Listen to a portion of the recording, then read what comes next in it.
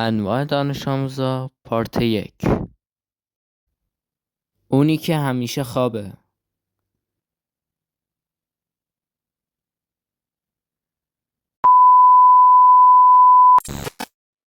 اونی که گنگش بالاست. چطوری؟ خوش اومدی. داش پول آوردم ها. پول آوردی؟ آره بیا بگیر. بده ببینم.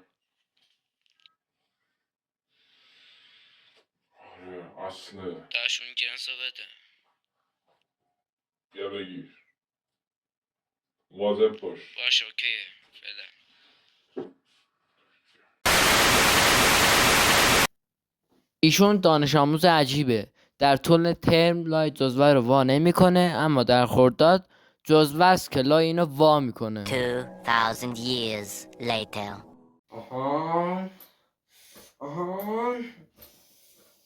دانش آموزی که بدون هیچ دلیل همیشه شاش داره. داداش برو دستشویی دیگه. خب نمیتونم، همین یه 5 دقیقه اون استاد نمیذاره برم.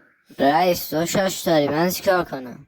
ببینیم ایشون هم بچه‌ها، همون این معلم مسئله تخمیه مهمیه. که هیچکی به مهمترین یه ورش هم مرحله نمیگیره، اون فرمول همین به باشه. حرفاش توجهی باید نمیکنن، یاد اصلا به بگیری. حرفش گوش البته نمیدن، چون به الان درسش دارن گوش درس نمیدن. میدن، اینم از 5 الکی دقیقه داره بزن. دهنشو سرویس هر میکنه کی برای یاد بچه‌ها. نگرفت بهم بگه، من دوباره توضیح بدم.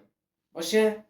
خب ببینید کوسینوس رو از اینجا برمی‌داریم می‌ذاریم همین معلمای ریاضی تانجامت رو از اینجا برمی‌داریم تونستن می‌ذاریم رکورد بدترین معلمای فهمیدیم. کل اینجا جهان رو توی و کتاب اینجا گینیس به نام سینوس رو خودشون برمی‌داریم ثبت اینجا. کنن. تمام، فقط همین. کسی یاد گرفت؟ اونم همون پاچه خار کلاسه که میخواد حال همه رو بگیره و اذیتشون بکنه. استاد ببخشید ما نفهمیدیم. باشه حتما. همگی بشینین دوباره از اول توضیح میدم. از بدترین لحظه های دنیا همینه. زنگ بخوره اما معلم نذاره بری بیرون. خودت خواستی. فرا نکن مادر.